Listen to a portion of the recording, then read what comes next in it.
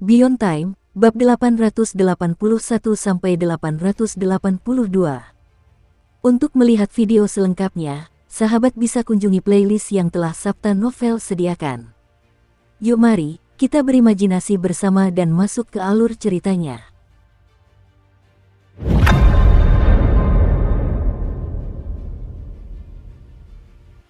Laut Merah tampak tak berujung, dan penampakannya yang membeku berarti tidak ada ombak di sana. Benda itu melayang di langit berbintang, di antara celah-celah jaring laba-laba. Jika kita mengecilkan semuanya di sini, kita akan menemukan bahwa Laut Merah ini seperti setetes darah yang jatuh di jaring laba-laba. Pada saat itu, di laut yang bagaikan darah, terdapat ratusan cangkang raksasa yang berukuran 100.000 kaki. Cangkang-cangkang itu terpisah oleh jarak yang jauh dan membuka serta menutup satu demi satu. Setiap kali dibuka, tubuh elang raksasa di dalamnya akan mengintip keluar. Elang-elang di dalam cangkang ini memiliki bulu berwarna merah tua, dengan mata tertutup seolah sedang tidur. Mereka memancarkan aura yang menyeramkan, menanamkan rasa tidak nyaman pada siapapun yang melihatnya, membangkitkan ketidaknyamanan yang mendalam di dalam jiwa. Mereka seperti dewa-dewa yang sedang diasuh.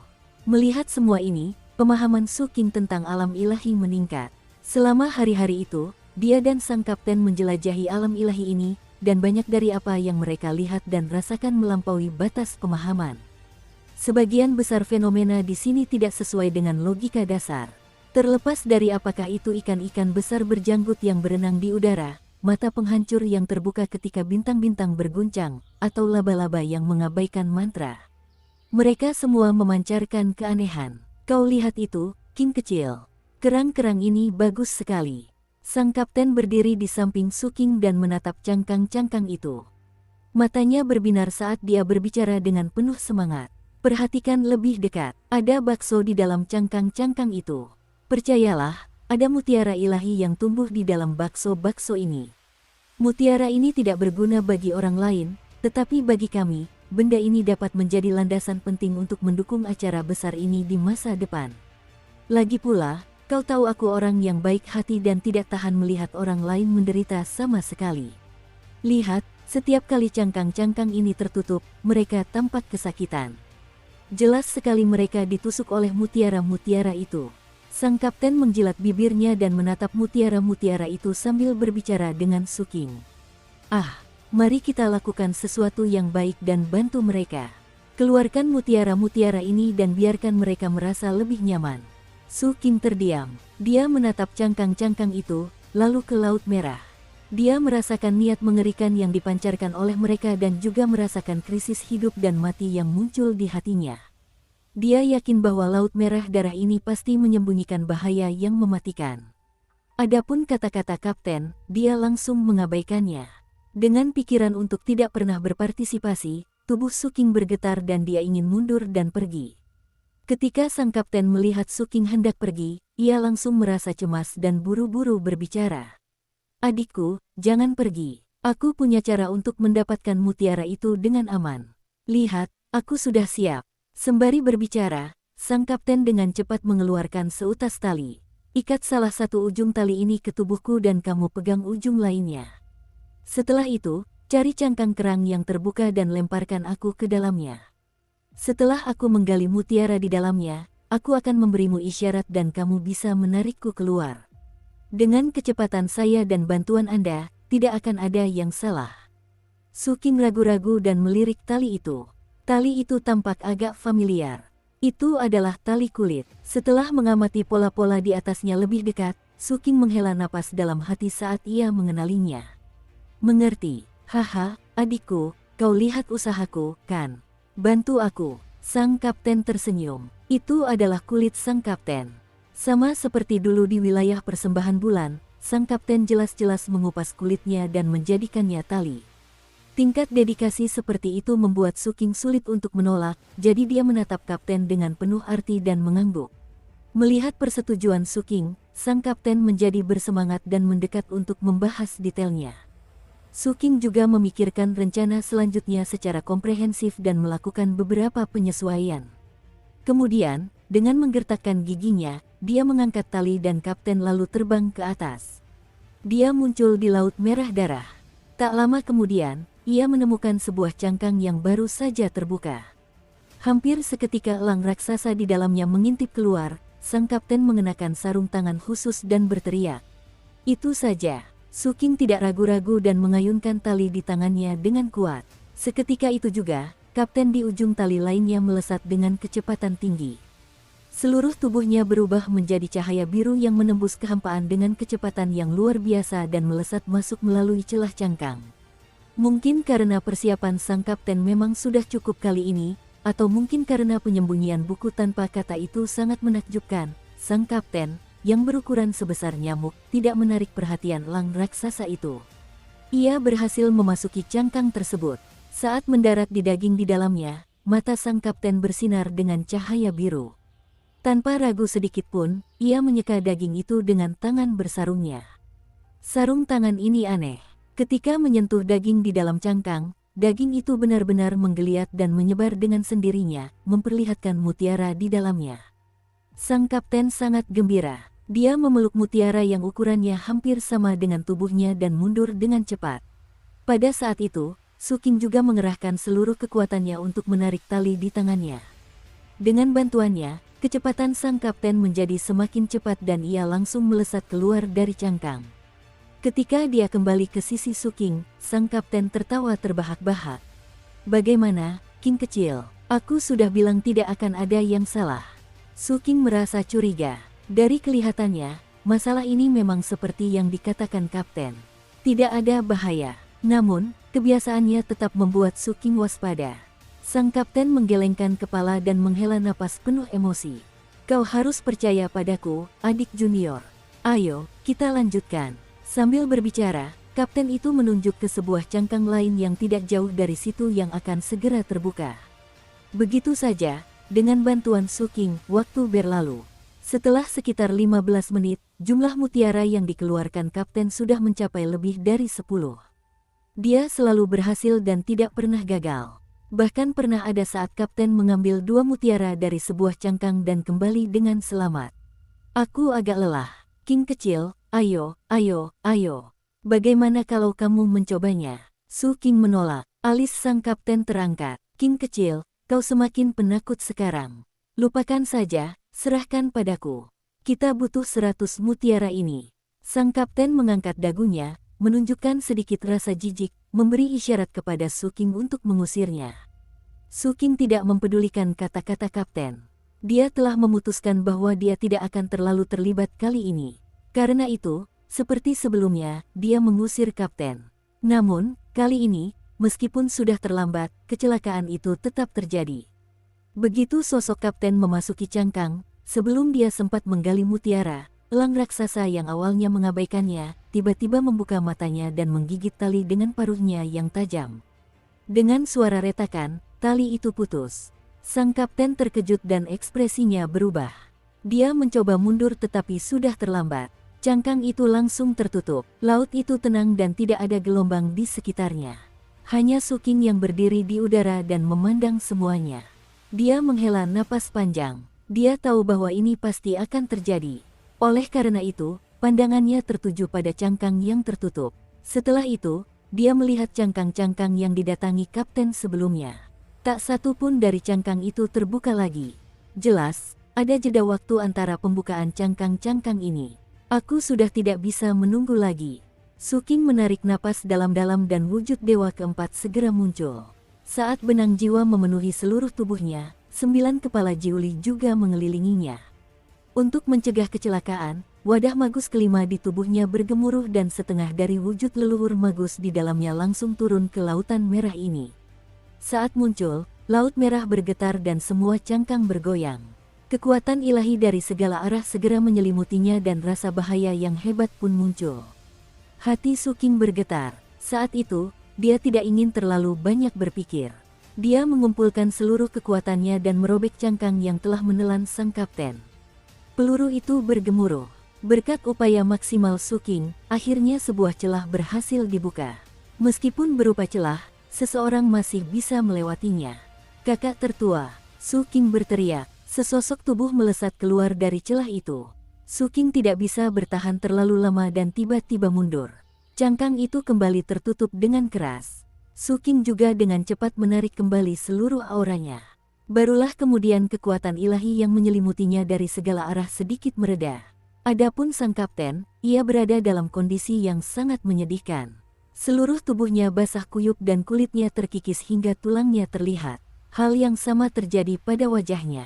Seolah-olah jika Su King membuka cangkangnya sedikit lebih lambat, dia akan meleleh dan terserap. Selain itu, sebuah cangkang mirip mutiara muncul di tubuhnya. Tatapan Su King tertuju pada kapten, tetapi dia tidak berbicara. Adik junior, ini bukan kecelakaan. Ini normal. Sang kapten merasa canggung tetapi dia tidak akan pernah mengakui kegagalannya. Aku melakukannya dengan sengaja. Lihat apa yang ada padaku. Ini juga bagian dari mutiara ilahi. Aku bisa mengeluarkannya dan menggunakannya. Oh, Su King mengangguk. Melihat kakak tertuanya berada dalam keadaan yang menyedihkan seperti itu, dia tidak membongkarnya. Namun, tatapannya tetap membuat sang kapten merasa bahwa itu merusak harga dirinya sebagai kakak tertua. Karena itu, ia melampiaskan seluruh amarahnya pada cangkang tersebut. Pada saat ini, ia menoleh dan menatap cangkang yang telah menggigitnya, matanya menunjukkan kegilaan. Adikku, pinjamkan aku matahari fajarmu. Su King terkejut. Tepat ketika dia hendak menolak, sang kapten berkedip dan dengan cepat berbicara. Jangan khawatir, aku tidak akan meledakkan tempat ini. Ada harta karun milikku di matahari purba. Aku akan mengambilnya. Berikan saja padaku. Su King menghela napas. Meskipun dia tidak mempercayainya, karena kakak sulung telah berbicara, dia tetap menyerahkan matahari fajar. Namun, setelah memberikannya, tubuhnya bergoyang dan dia langsung berpindah sejauh 10.000 kaki. Seolah masih merasa tidak aman, dia berkedip lagi dan muncul di kejauhan sejauh 30.000 kaki. Dukung terus channel YouTube Sabta Novel. Melihat kepergian Su King, sang kapten merasa sedikit tidak puas. Di mana letak kepercayaan antar manusia? Sang kapten mendengus. Namun, setelah mengambil matahari fajar, semua emosinya berubah menjadi kegilaan. Memang benar seperti yang Su King duga. Dia tidak mengambil apapun, karena dia tidak meninggalkan apapun di matahari fajar. Pada saat itu, dia menatap cangkang itu dengan saksama dan mengepalkan tangan kanannya dengan kuat, langsung mengaktifkan matahari fajar. Dalam sekejap, panas yang sangat menyengat muncul dari matahari fajar. Aura yang menakutkan dan fluktuasi yang dahsyat langsung menyelimuti seluruh Laut Merah. Bahkan kehampaan di sekitarnya pun menunjukkan tanda-tanda distorsi. Panas dari matahari fajar tampaknya mampu mendidihkan segalanya. Sialan kau, biasanya aku yang menggigit orang lain. Ini pertama kalinya aku bertemu seseorang yang berani menggigitku. Aku akan memasakmu dan memakanmu. Suara sang kapten dipenuhi kegilaan saat bergema ke segala arah. Di kejauhan, wajah Su King memerah saat dia berbalik dan melarikan diri lebih jauh. Su King menghela napas melihat tingkah gila sang kapten. Dia sama sekali tidak terkejut. Tindakan kapten yang meminta matahari fajar telah mengungkap segalanya. Su King tahu bahwa dia tidak bisa menghentikan perilaku bunuh diri kapten. Satu-satunya yang bisa dia lakukan adalah melarikan diri lebih jauh. Pada saat itu, di tengah Laut Merah yang membeku, entah itu tatapan mata atau ekspresi sang kapten, semuanya dipenuhi kegilaan. Dia selalu menjadi orang yang menggigit orang lain, tetapi hari ini, dia justru digigit kerang di depan adik laki-lakinya. Hal ini membuatnya merasa sangat malu. Oleh karena itu, dalam kegilaannya, sang kapten memandang ke arah cangkang-cangkang di bawah dan tertawa terbahak-bahak. Perlu kukatakan bahwa aku tidak bisa digigit sembarangan. Saat dia berbicara, matahari fajar di tangannya aktif, memancarkan suhu yang sangat tinggi yang menyebar. Kemanapun benda itu lewat, cangkang-cangkang kerang akan berubah menjadi merah dan riak-riak akan muncul di air laut. Suhu yang mengerikan ini seketika menyelimuti seluruh lautan yang membeku. Dunia pun ikut terdistorsi. Bahkan Su King, yang telah melarikan diri puluhan ribu kaki jauhnya, dapat merasakan panas yang sangat menyengat di belakangnya. Namun, meskipun sang kapten gila, mungkin karena dia tidak mau binasa bersama musuh, atau mungkin karena peluru itu tidak terlalu melukainya, dia masih memiliki sedikit rasa kesopanan. Dia hanya meningkatkan suhu tinggi dari matahari fajar dan tidak meledakkannya. Dari sini, dapat dilihat bahwa sang kapten tampaknya cukup berpengalaman dalam mengendalikan Sun of Dawn. Lagi pula, bentuk asli dari benda ini adalah matahari kuno yang secara pribadi dia selamatkan dari Sungai Yin pengorbanan. Meskipun begitu, matahari fajar adalah harta karun regional bagi umat manusia. Terlebih lagi, Su King bahkan telah menggabungkan daging Dewi Merah ke dalam pedang ini, sehingga kekuatannya telah melampaui matahari fajar biasa. Oleh karena itu, meskipun hanya penyebaran suhunya saja, bahkan di alam ilahi sekalipun, hal itu tetap sangat menakjubkan. Hal ini secara langsung menyebabkan Laut Merah yang membeku itu mendidih. Keadaan beku itu mencair, seolah-olah telah menjadi laut sungguhan. Adapun cangkang-cangkangnya, semuanya berubah merah karena panas. Elang-elang raksasa di dalamnya memejamkan mata, gemetaran. Di bawah suhu yang sangat tinggi, bahkan zat-zat anomali pun tertolak dengan kuat pada saat ini, menyebabkan tempat ini menjadi alam matahari fajar. Sang kapten tertawa terbahak-bahak. Dengan gerakan tubuh yang meliuk-liuk, ia langsung menuju ke cangkang yang telah menggigitnya. Dalam sekejap mata, ia bergegas masuk dan menggali mutiara suci itu sebelum melarikan diri. Kecepatannya sangat tinggi. Memanfaatkan fakta bahwa cangkang-cangkang lain membuka mulut mereka karena suhu yang tinggi, dia bergerak menerobosnya dengan sekuat tenaga.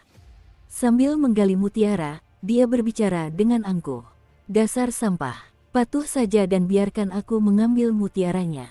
Kenapa kau harus membuatku menggunakan jurus pamungkasku? Dulu, aku bisa membekukan kalian semua, mengambil mutiara-mutiara itu sesuka hati, dan kalian bahkan tidak akan berani kentut. Sekarang, meskipun kultivasiku tidak sebaik dulu, aku masih punya cara untuk menghadapi kalian. Kali ini, aku tidak akan membekukan kalian, aku akan memasak kalian. Sang kapten merasa nyaman dan berteriak kepada Su King yang masih terus menjauh. Adikku, kau terlalu pengecut. Ayo, ayo, ayo, bantu aku mengambil mutiara-mutiara itu. Dari jarak 50.000 kaki, Su King terus berjalan pergi tanpa menoleh. Melihat ini, sang kapten menggelengkan kepalanya. Ia merasa masih perlu melatih King kecil, jadi ia bersenandung pelan dan terus menggali mutiara. Namun, tepat ketika ia menggali lebih dari 100 mutiara, saat air laut mendidih semakin hebat dan suhu tinggi menyebar, seluruh lautan beku tampak seperti air mendidih dari kejauhan. Cangkang-cangkang di dalamnya juga sangat merah. Di bawah rangsangan ekstrim ini, elang-elang raksasa di dalamnya membuka mata mereka satu persatu. Mata mereka memancarkan cahaya hitam dan mereka mengeluarkan jeritan yang tajam. Teriakan itu berasal dari ribuan peluru. Suara-suara itu menyatu dan memekakkan telinga. Perjuangan mereka juga mencapai puncaknya pada saat ini. Cangkang-cangkang itu terus bergetar, dan beberapa bahkan terbang ke atas seolah-olah memiliki sayap. Laut mengalami perubahan yang aneh. Air laut itu seperti air mancur, tiba-tiba menyembur ke langit dari berbagai arah. Pemandangan ini membuat sang kapten terkejut saat ia melihat peluru-peluru yang berterbangan. Bisa terbang. Dalam ingatannya, Laut Merah beku ini tidak pernah berubah seperti ini, dan elang-elang cangkang itu tidak pernah terbang ke atas. Saat sang kapten terkejut, laut bergemuruh dan banyak sekali cangkang kerang beterbangan. Saat cangkang-cangkang itu terus berkibar, laut pun bergemuruh hebat. Air laut naik ke udara. Teriakan elang-elang raksasa itu menjadi semakin berapi-api. Niat membunuh yang membara terpancar dari mata elang-elang raksasa itu saat mereka menatap tajam kapten mereka. Mereka segera mengejarnya. Jika hanya itu saja, semuanya akan baik-baik saja. Kilatan dingin terpancar di mata sang kapten. Siapa yang ingin kau takuti? Dia mendengus dingin dan hendak menyerang. Namun, di saat berikutnya, bahkan dia pun tersentak. Hal ini terjadi karena air laut benar-benar terangkat sepenuhnya di tengah gemuruh dan naik ke udara. Bahkan, ada banyak tentakel di bawah air laut.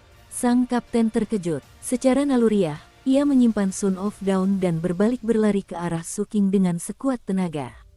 Su King, yang berada agak jauh, merasakan fluktuasi mengerikan di belakangnya dan tanpa sadar menoleh untuk melihat. Di matanya, yang melayang ke udara bukanlah air laut, melainkan ubur-ubur merah yang sangat besar. Ubur-ubur ini terlalu besar. Awalnya ia beristirahat di sana dan kepalanya berada di dalam air laut. Pada saat itu, ia jelas terangsang untuk bangun. Saat ia terbang ke udara, sang kapten tampak seperti debu jika dibandingkan. Melihat ubur-ubur yang menakutkan ini, bulu kuduk Su King merinding. Dia berbalik dan mempercepat laju kapalnya. Kapten di belakangnya meraung dan menunjukkan kecepatan penuhnya. Dia bahkan berteriak pada Suking, "Adik laki-laki." Suking tidak mengucapkan sepatah kata pun. Dia membuat gerakan meraih ke arah belakang. Pada saat berikutnya, sang kapten meminjam kekuatan ini untuk meningkatkan kecepatannya, menghindari tentakel besar di belakangnya. Dukung terus channel YouTube Sabta Novel. Napasnya terengah-engah saat ia buru-buru melemparkan tali kulitnya. Suking meraih dan menarik, seketika menarik kapten itu lebih dekat. "Adikku, ini kecelakaan." Saat mendekati Suking, sang kapten berbicara dengan suara rendah. Suking tidak mengatakan apapun dan segera bergerak maju. Di belakang mereka, ribuan elang raksasa terbang dan ubur-ubur besar mengapung saat mereka mengejar para elang tersebut. Teriakan marah menggema, mengungkapkan niat untuk bertarung sampai mati. Untungnya, ada jaring laba-laba dan tubuh ubur-ubur itu terlalu besar. Saat bergerak, ia pasti akan bersentuhan dengan jaring laba-laba, menyebabkan kecepatannya lambat dan gerakannya tidak terlalu lincah. Namun, justru karena hal inilah terlihat betapa menakutkannya ubur-ubur ini. Beberapa jaring laba-laba bahkan putus saat ubur-ubur itu bergerak maju. Ada juga beberapa laba-laba yang langsung roboh setelah bersentuhan dengan zat tersebut. Pemandangan ini membuat jantung Suking berdebar kencang. Kapten juga gemetar ketakutan. "Saat aku datang ke sini di kehidupan sebelumnya, laut ini tidak seperti ini. Laut ini sebenarnya adalah ubur-ubur raksasa." Suking tak sanggup berkata apa-apa lagi. Ia menggertakkan giginya dan melesat pergi. Begitu saja, waktu berlalu. Beberapa hari kemudian, di langit alam ilahi, ada juga seseorang yang berlarian dengan panik seperti Kapten dan Suking. Orang itu tak lain adalah Tuoshi-san. Saat itu, rambutnya acak-acakan dan dia dalam keadaan yang sangat menyedihkan. Dua ikan besar berjanggut terlihat di belakangnya. Mereka telah mengincarnya dan mengejarnya. "Mengapa aku selalu sial?" Tuoshi-san merasa tak berdaya dan bahkan sedikit cemas. Setelah memasuki alam ilahi, dia tidak tahu apa yang salah. Meskipun awalnya berjalan lancar, keadaan tidak berjalan mulus setelahnya. Dia bahkan bertemu dengan mata kehancuran. Seandainya bukan karena kakek tua di dalam tubuhnya telah terbangun untuk membantunya, tubuh dan jiwanya pasti sudah hancur di bawah mata kehancuran. Awalnya ia mengira nasib buruknya telah berlalu, tetapi ia tidak menyangka akan dikerubungi oleh dua ikan berjanggut ini. Kini, lelaki tua itu tertidur lagi. Tuoshi-san menghela napas. Kecuali jika ia telah mencapai batas kemampuannya, ia tidak ingin memaksa lelaki tua itu untuk bangun. Ia merasa hatinya sakit karena pengorbanan lelaki tua itu. Tidak apa-apa, ada cara lain. Ciri khas ikan berjenggot adalah selama mereka berburu sesuatu, mereka akan berhenti. Tuoshi-san bergumam dalam hati dan dengan cepat memeriksa sekelilingnya, berencana mencari seseorang untuk mengalihkan masalah tersebut. Oleh karena itu, dalam pencariannya yang teliti, 2 jam kemudian, ia melihat dua sosok bergegas datang dari cakrawala yang jauh. Suking, siapa orang lainnya? Apakah dia juga manusia? Mata Tuoshi-san berbinar. Ia sedikit bimbang apakah harus melukai Suking atau tidak. Namun, ia menggertakkan giginya dan berpikir dalam hati, lebih baik orang lain yang mati daripada aku. Seorang pria hebat harus kejam. Suking, kita tidak memiliki banyak hubungan. Karena kita bertemu pada saat ini, kamu hanya bisa dianggap tidak beruntung. Membayangkan hal itu, Tuoshi-san tak lagi ragu. Ia tiba-tiba menerjang maju dan mengerahkan sisa kekuatannya, menyebabkan kecepatannya meningkat secara eksplosif lagi. Ia memimpin kedua ikan berjenggot itu di belakangnya dan langsung menuju ke Suking. Suking dan sang kapten juga kelelahan secara mental dan fisik. Selama beberapa hari terakhir, mereka telah dikejar oleh ubur-ubur raksasa. Mereka secara khusus mencari tempat-tempat dengan jaring laba-laba yang lebat, yang menyebabkan kecepatan ubur-ubur besar itu semakin lambat. Namun, pengejaran terus berlanjut. Kata, tidak, tampaknya tidak berguna melawan ubur-ubur besar itu. Penyembunyian kita bukannya tidak berguna, tetapi terkunci oleh karma. Namun, selama kita memperlebar jarak dan tidak terkunci olehnya selama beberapa jam, kita dapat memutuskan benang karma tersebut. Kapten itu segera berbicara. Ketika Suking mengangguk, mereka melihat Tuoshi-san terbang dari kejauhan dan dua ikan berjenggot di belakangnya. Suking mengangkat alisnya. Pada saat yang sama, raungan yang mengguncang bumi terdengar dari belakang Suking dan sang kapten. Ubur-ubur besar yang terbungkus jaring laba-laba itu kembali mengejar mereka dan sosoknya terlihat di kejauhan. Ukuran dan aura tersebut mengguncang sekitarnya. Tatapan Tuo Shisan awalnya tertuju pada Suking yang memimpin ikan berjenggot di belakangnya. Pada saat itu, secara naluriah ia mengangkat kepalanya dan pandangannya tertuju ke kejauhan. Dia melihat ubur-ubur raksasa yang menakutkan dan elang cangkang yang tak terhitung jumlahnya di cakrawala yang jauh. Hanya dengan sekali pandang, keringat mengucur di dahinya. Dua ikan berjenggot di punggungnya langsung berhenti. Mereka sama sekali tidak menghalangi dan berbalik untuk lari. Mereka dengan cepat bersembunyi di kehampaan dan menghilang dalam sekejap mata. Saat jantung Tuo Shisan berdebar kencang, Suking dan sang kapten sudah berada di dekatnya. Tatapan mereka dipenuhi kilatan aneh saat mereka memandang Tuo Shisan. Mereka telah melihat dua ikan berjenggot mengikuti di belakang Tuo Shisan sebelumnya. Krisis hidup dan mati seketika meletus di hati Tuo Shisan. Dia tanpa ragu sedikit pun berbicara lantang dengan ekspresi tajam. "Saudara Taois Suking, izinkan saya membantu Anda." Saat dia berbicara, dia langsung secara paksa merangsang tubuh lelaki tua itu. Dengan lambaian tangannya, cahaya menyilaukan menyambar dan sosok lelaki tua itu muncul. Dalam keadaan linglung, dia tersapu oleh cahaya itu dan langsung menuju ke ubur-ubur raksasa.